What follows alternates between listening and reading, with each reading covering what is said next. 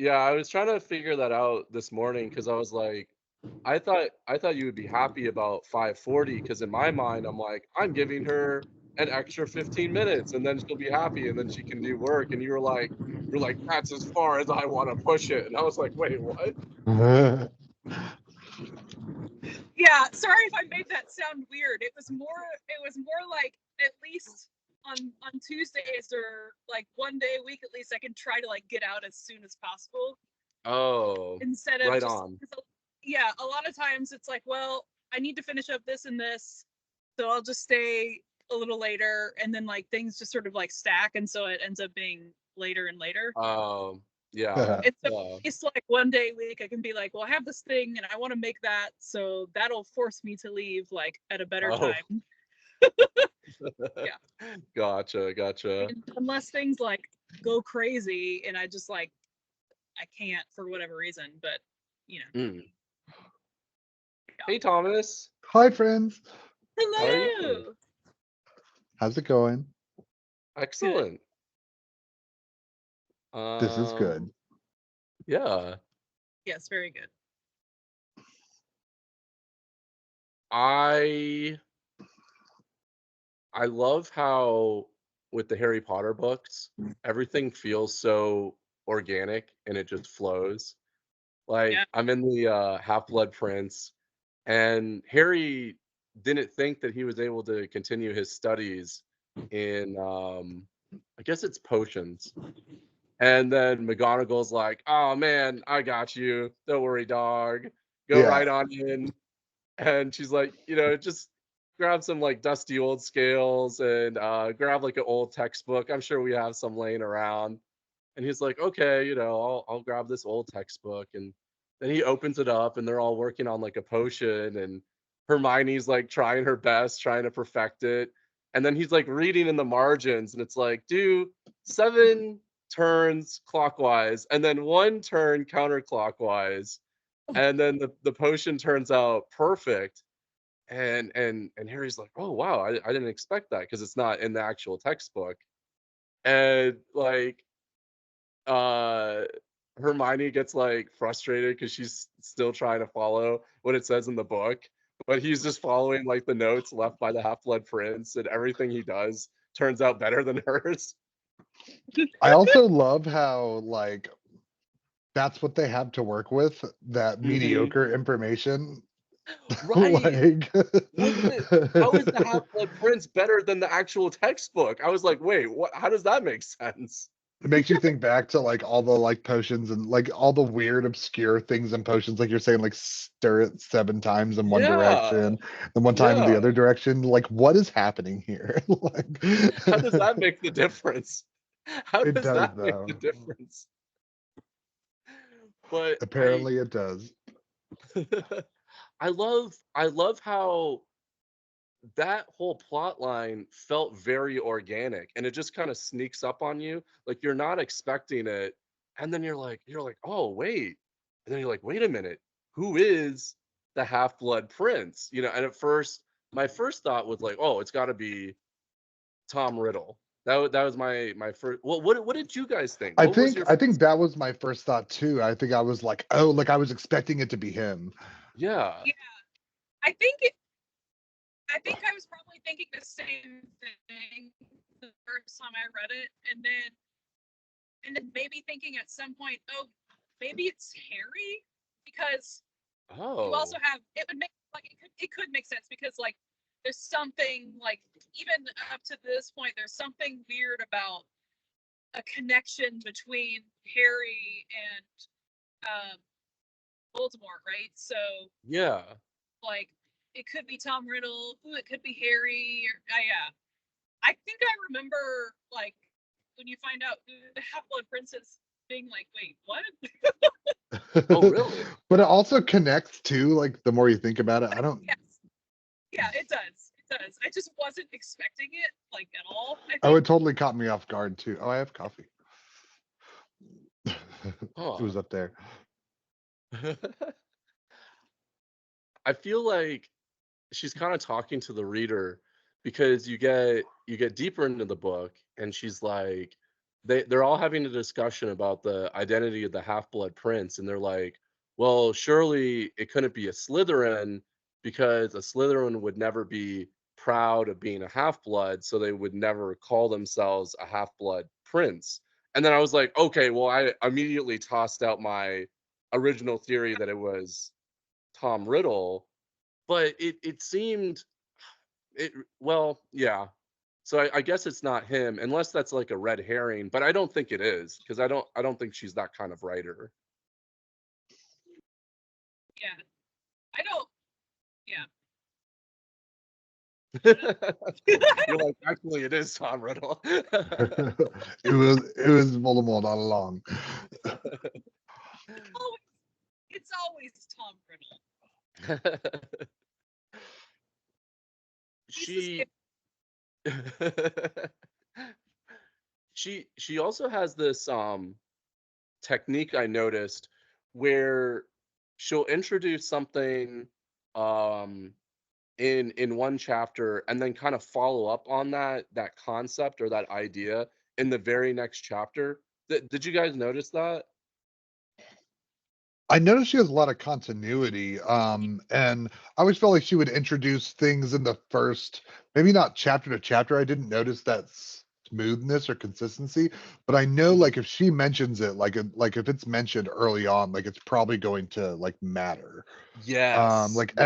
everything Yeah. gets used just about. Yes. 100%. In the book with Umbridge, um, Harry and Hermione are watching a Quidditch match, and Hagrid runs up and he was like, "Stop watching this! I need to show you something." They're like, "What the heck? We're trying to watch the match." And he drags them off into the woods, and he's like, "I want you to meet my like I guess half brother, Guap or something. What is it?" Guap. And so they meet Guap, and then you've got like the plot line with the centaur people, and you're like, how does this fit in? Like, why is she introducing this character? Like, what role does he play? And then I think pretty close to the end of the book, that's how they get rid of Umbridge is through Hagrid's half brother and then the centaurs, and you're like, "Oh, that's why they introduced that character, like, that's why she did it like that." Because yeah, Thomas, to your point, she basically doesn't waste any characters or any explanation or anything. It all gets used in some way. And she does it overarching too. Like there's so many things that like don't fall into place until the last book. But Oh, there's so really? much stuff throughout Hogwarts and the story that just like Yeah. locks into place so good. Really? Yeah. Book and it like really all starts like falling into place, and you're like, holy shit! Yeah, like all that stuff like that I like thought about and like Yeah. wondered, but it never really got like touched on that much Mhm, Yeah. or like I saw hinted about. Like mhm. it was all like it's all on purpose. Right. Yeah. And Oh, that's it's wild. so freaking cool. It's Yeah. awesome. Oh, I can't wait. Is the last book the longest one? No, I think the I think it fourth was the fourth or the fifth. I can't remember which one. is One of Oh, fourth. those okay. two. Fourth. I the seventh one I think is the second longest. So Mm. it's definitely a book. Yeah, it's the longest movie because it's two movies. Right. Right, right. I'm glad they split it into two because there's so much that happens in There's that so book. many events, yeah, like Mhm, individual things that happen. And it's not even just like just following Harry. It's like mhm, events separate from Harry or Ron or Hermione that's going on, and mm. it's so good. Hmm, nice. Yeah. It all like throughout the books too. I just when you mentioned like the other like things that are happening because that's something that is a fantasy trope that she doesn't do very often, which is like break chapters and go and watch somebody else for a little bit. Like it's almost always Harry. Yeah. except for like very rare instances where it kind of like zooms out, like the opening with Vernon and stuff like that. Yeah. Uh, but she does such a good job at painting what happens that you don't see, like all throughout the like books. Like I can almost with equal recollection imagine like what Lucius Malfoy does, for example, Yes. Mm, like in each book, like what he does on the side, like not like his everyday life necessarily, but like, you know, his meetings with Death Eaters and stuff like that. Like it's never like focused upon, you don't see that, yeah. but I still like feel it happening as I read, which is Oh, really cool. interesting. Yeah, I think that's accurate because Hmm. you're right. Well, in yes, you're never not following Harry except for like those little one-offs like you mentioned, but Hmm. um there definitely isn't that break off like, okay, this whole chapter is going to be from um Bellatrix's perspective or what, it's, but it very much does feel like you can sit there and like imagine like, well, I know what Bellatrix would be doing or would be thinking about this, or yeah, it's pretty great. And there's also so many things that like once you know about the character, um it's so different on a reread. Like on a reread, the Hmm. first two books, you fucking watch Hmm. for everything every time Scabbers is mentioned. Like you watch. Oh, Yeah, oh, like okay. Yeah. Oh, I see. I see. Yeah. Yeah. I Yes. and knowing the villains like ahead of the time, you know, because there are a lot of red herring situations, like in the fourth Oh, book, yeah. with the leader of Durmstrang, Karkaroff, Hmm. like on the reread or like the second like go through too, like experiencing those characters and knowing what they're up to is such a different feeling as to the first time. um Interesting. yeah, I think that's like where the familiarity comes in, like knowing the twists, but like kind of like having the in between be hazy and just like watching and like seeing if you'll notice a thing that a character does the next time around because you know more. Right. Like it's very rewarding in that way. Mm. It it's funny you brought that up, Thomas, because I was like scrolling through Harry Potter memes on Reddit, and one of the ones that popped up was Fred and George have the Marauders map and they can see the location of anyone at any time.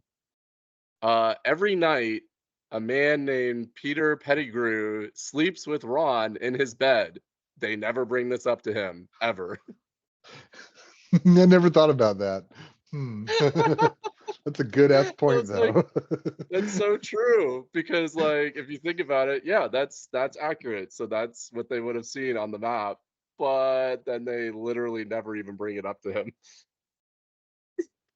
Interesting. Yeah.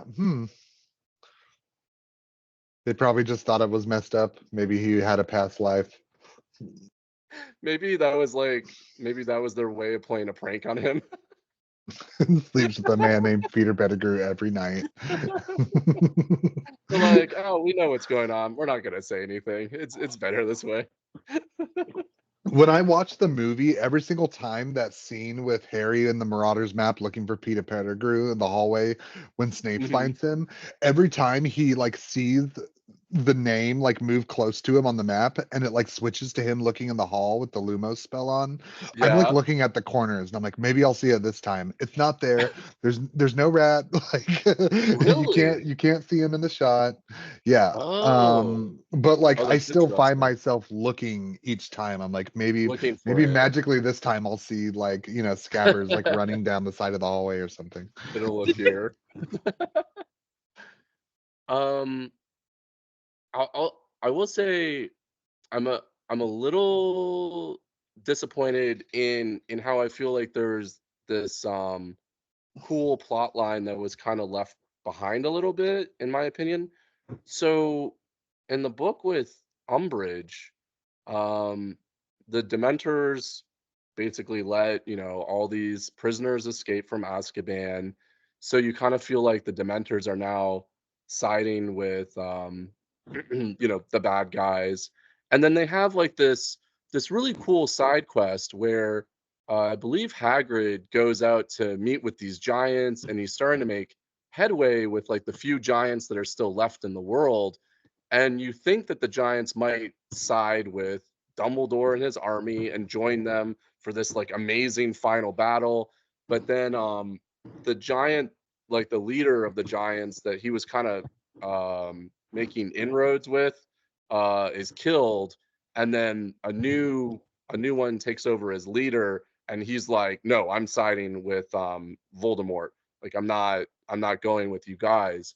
And in my head, there was this, kind of like what you were saying, Thomas, where you feel like there's these things happening behind the scenes where Voldemort is like having this army join him of like dementors and giants and evil centaurs and god knows what else, and you're like leading up to this epic Lord of the Rings style battle at the end where he has all these crazy creatures battling for him, and then on the good guys side they also have like their own giant army. And I was getting really excited about that, and I thought they were going to kind of follow that a little bit Balance more. it with the Giants, like to like set that up.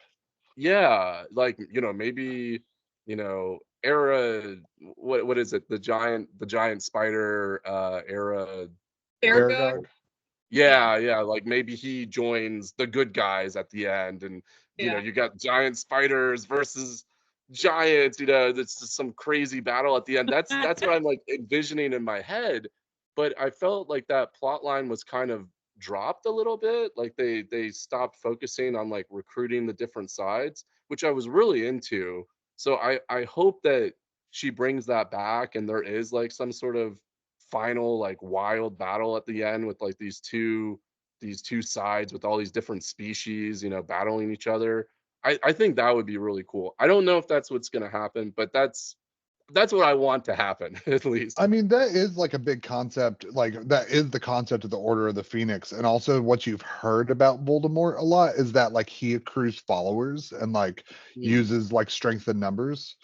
But yeah, I also think that the whole giant thing was supposed to imply uh like betrayal's efficient, like in the mm, sense that like it's not that that giant died, it's that like Death Eaters were working against Hagrid and probably organized his death, like to bring mm. in that new one. And that's like a Yeah, shitty thing bad guys do is they'll, yeah, use underhanded methods and fight without honor. And like that can be extremely effective. And that's like often a yeah. reason why good guys don't win.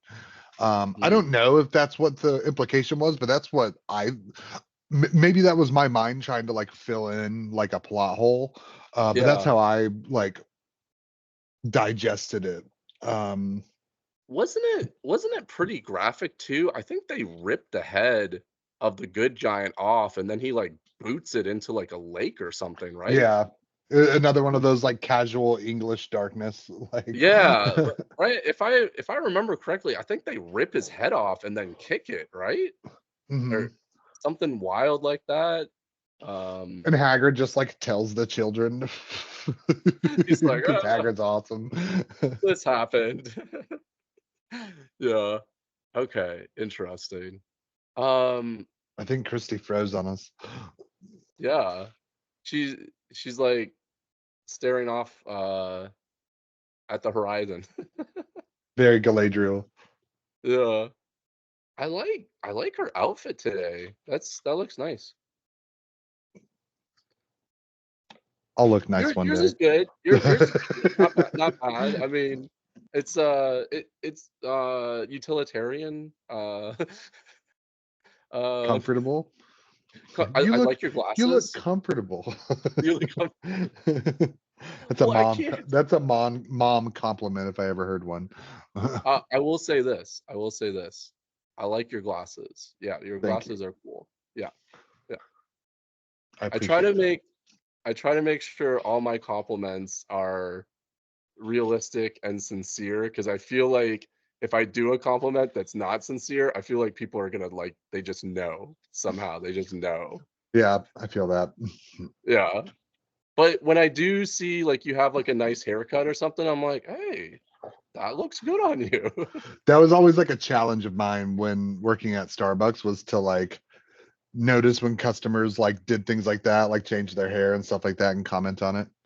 Oh, we were at dinner the other night. There's a Mexican restaurant that we've gone to for years that I kind of like haven't gone to because I didn't know there was a location like 3 miles down the road. Um, What? yeah, it's wonderful. El Torero. El A, Torero. yeah, there's a couple around. Um, Anywho, while we were there, I was telling Justin and Greg about like I crave the social interaction of being a regular somewhere. Like I really want that for Oh, myself because yeah. I used to give that to people at Starbucks. So like I was Mm, like the deliverer of that social interaction. And I always thought it was awesome. And I'm really passionate about that like interaction. So I yeah. wanted to have that for myself. I want to be a regular somewhere. And I tried to be. Aw. And it's all based on the customer service of the people that work there, and I was never able to like consistently find a place that like was that for me. Hmm. And like at the end of the dinner I go up to get some cheese dip and salsa and like extra chips to like take home, and the guy's Mm. like, y'all been coming here for like a couple months, like every week. And I was like, yeah. He's like, don't worry about it, man, I got you. And I was like, oh my god, it's It finally happening. happened for you. He just gave you some free stuff. He And likes like that's you. not why I want it. Like I want that Yeah. like cheers, like they know me here, like interaction. Yeah. But it was so cool that he was like, "Yeah, I got you, bro," and I was like, "Oh my gosh." Oh, I don't. I feel like Christy's back. All Welcome right, Hello. back. Welcome again. I'm here again. I Well, sidetracked us to a conversation about being a regular at a Mexican restaurant. It's great. I don't I want to mean, brag, but I'm bragging. sometimes you need to go off about talking about a Mexican restaurant, so it's okay. Oh yeah. Christy, are you a regular anywhere where like you walk in and they know you and they like give you like free stuff? Um, we we are a regular at a place in I think it's technically still Swanee. Hmm. I think they've given us free stuff before.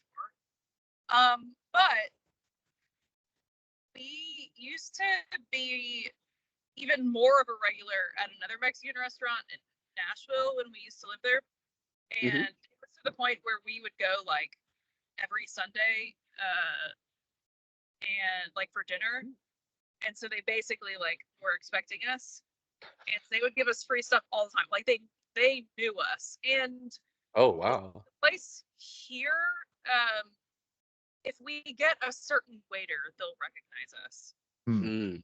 Whereas other place in Nashville, it was like any waiter would recognize us. The owner would like come out all the time and talk with us. He'd give us like shots of tequila, like expensive tequila. It was great.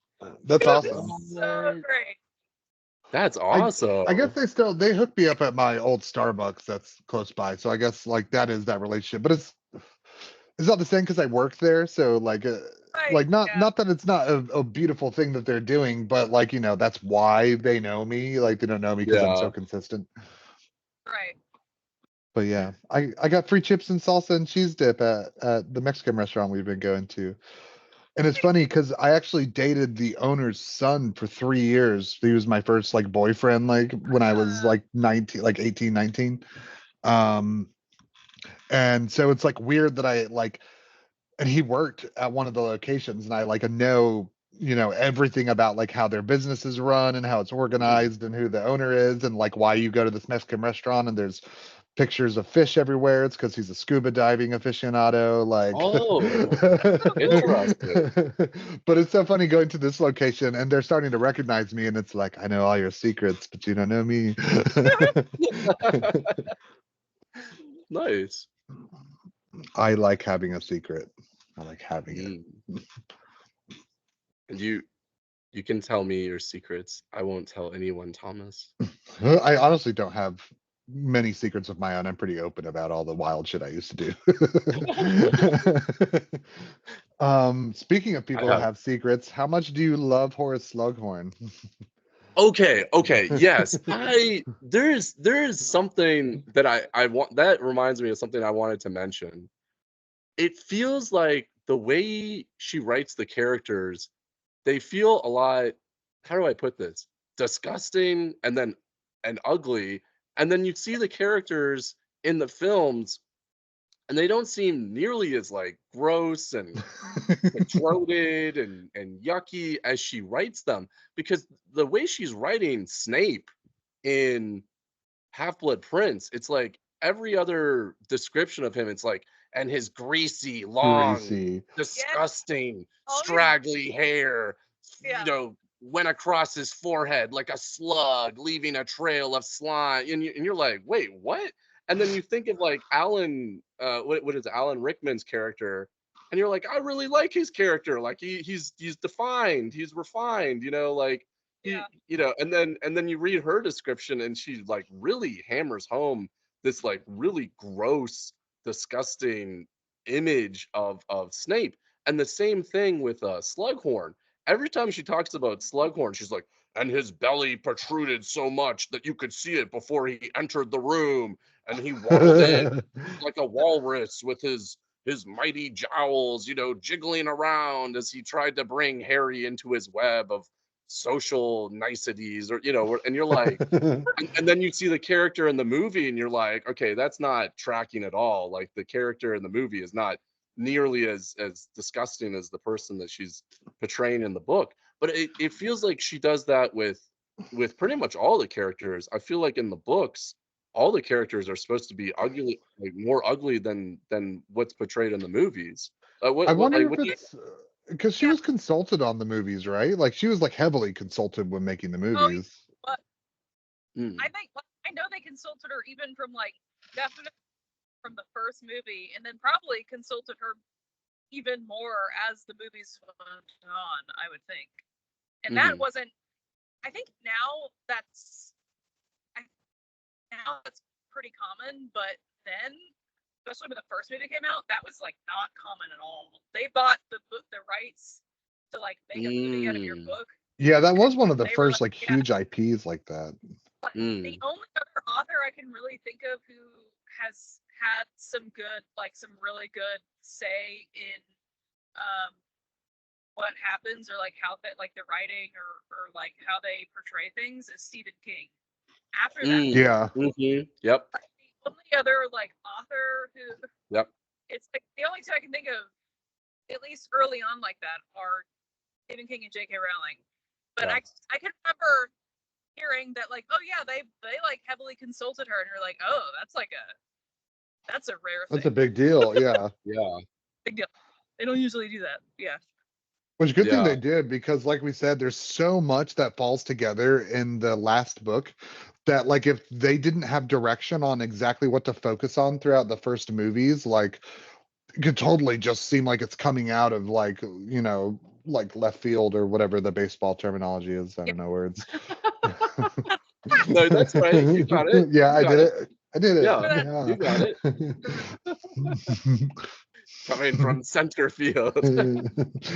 Coming from the home run land. Damn like, it. got like very even if like even if a character doesn't sound ugly, it feels like she's got very extreme descriptions Hmm, of hmm. Yeah.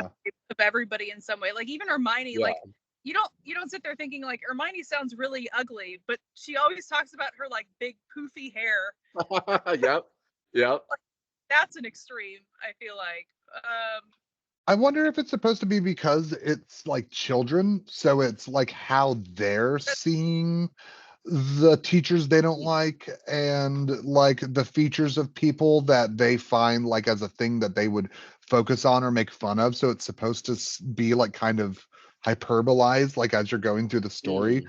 but she doesn't necessarily write it that way. She writes it like, and this is what that motherfucker looked like, sweaty and greasy, like. Yeah. yeah, she never really has it from like Harry's perspective. Like Harry saw Hmm. Slughorn this way. It's yeah. Yeah. It seems Yeah. to be very objective rather than yeah.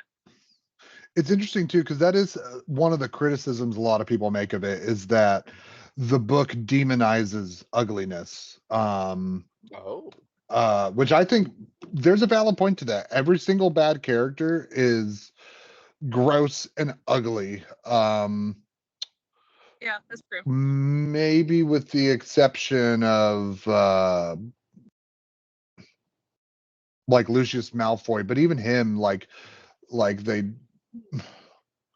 I don't know, like I guess Imperius is as far as it goes to like what his like what he seems like. But yeah, everybody else who's bad, like bad character, is like ugly and deformed in some way. or super overweight, Yeah. Yeah, which she mentions a lot. she does. She does. Um, one of the most hilarious passages that I just read was when they're all trying to do nonverbal spells to each other. And her description is, as they were practicing, it's like they had just taken you know poo as they grimaced and scrunched up their faces. I love the reference to like her own like random magical creations. Like Right, right, yeah. Like a magical laxative.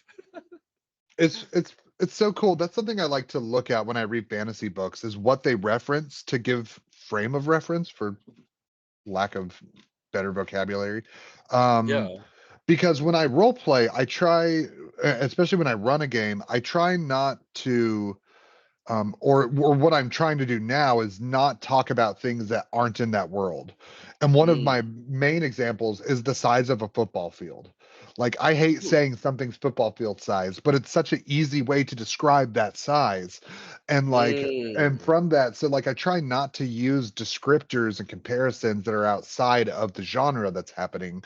Because if I like Oh, if yeah. somebody grabs something and I'm like, oh, that's the size of a smartphone, like, well, now it's a smartphone, like, even if it's regardless of what it is. And I love Oh, that she huh. uses her own content to point you in the right direction. Like that's pretty powerful. Like you wrote something good Oh, enough that yeah. you can self-reference. Like that's great. That Yeah. yeah, that's interesting. I didn't really think about that, but yeah, you're right. Like she created such a dense and like, you know, fully fleshed out world. Yeah, like you said, she can basically reference things in her own book and you immediately get it, like and Harry made a face like he just ate a disgusting grass flavored jelly bean or something, like that, Yeah. Yeah. Yeah. Hmm, nice. Also, something that we should all talk about. They Uh-huh. gave a 13-year-old a device that lets her go back in time. That's true. There's really not a lot I would trust a 13-year-old with, especially not, especially not like the past, present, future.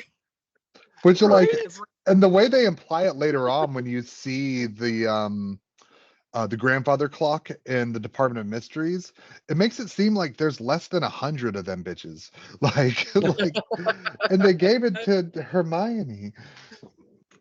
I mean, to be fair, if it was going to be any 13-year-old, Absolutely.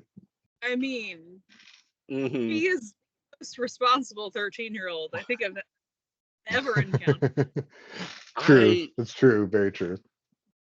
I love her character arc so much because yeah, like you said, when she starts off, it's like, okay, well, if we're gonna give the time turner to anybody, let's give it to somebody responsible like Hermione.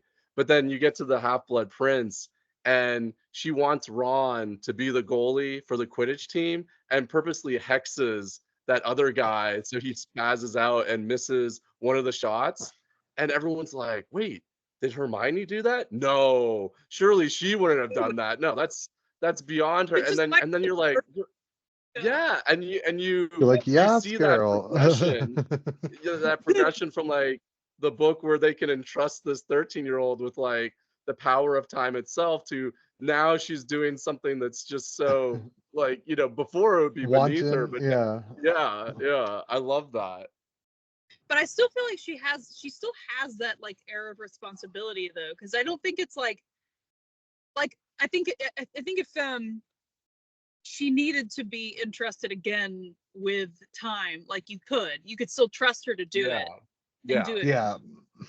but yeah, she definitely steps out of her shell and that she becomes a yeah. little more uh maybe not rebellious, but like Mm.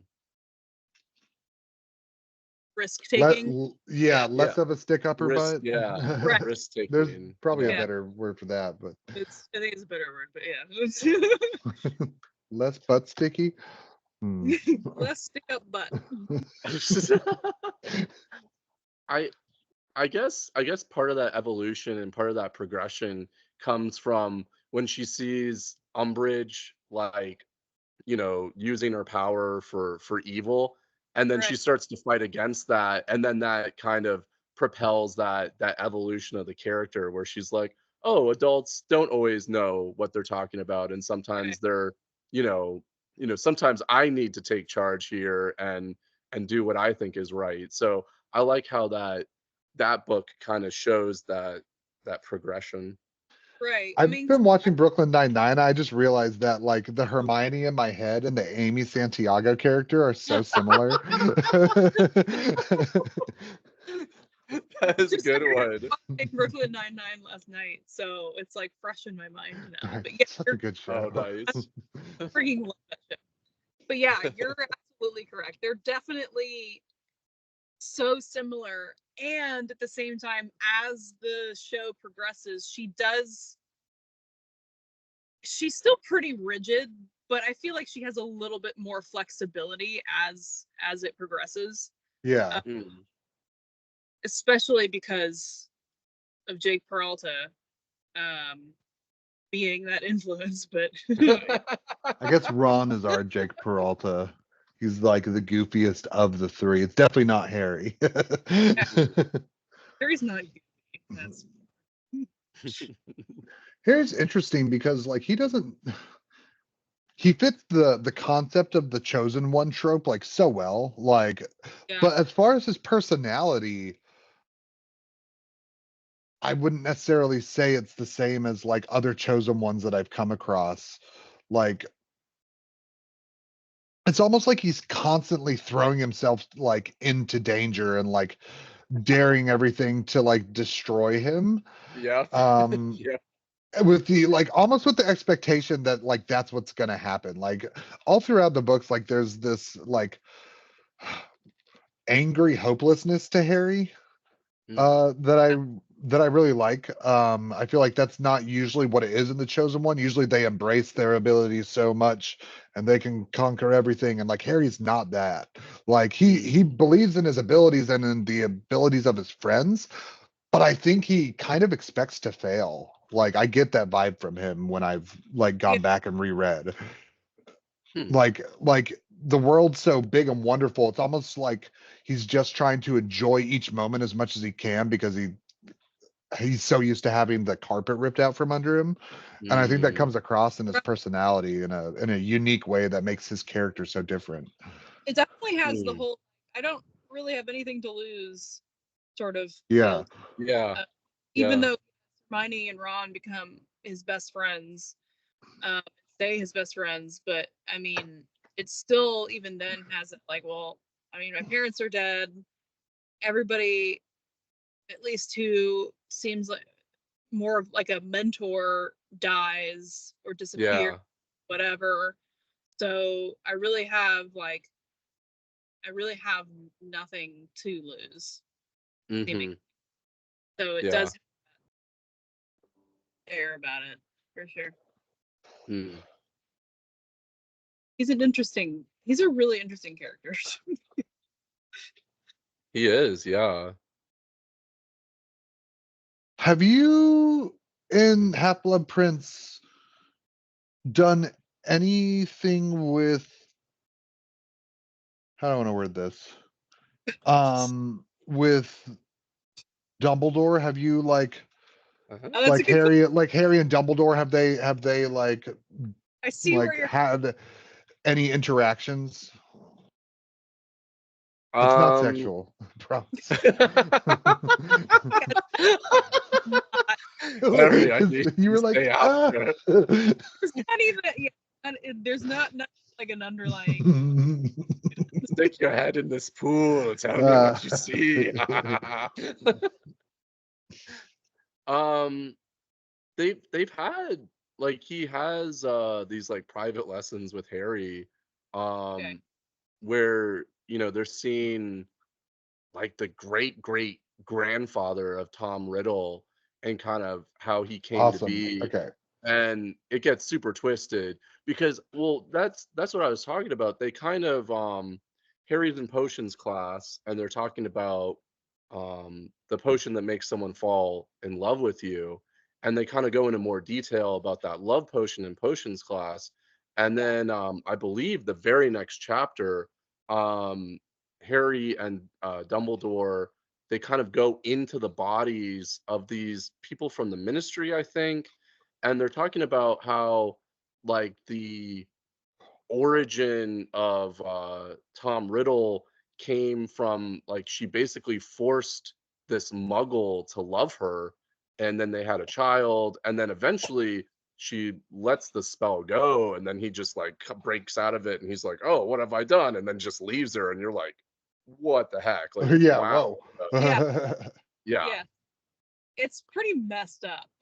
Yeah, Yes. those memories are, I think, one of my favorite parts about the I sixth book because they're all so wild and different. Yeah. I love Yeah. when it gets to when it starts to get to that and Right.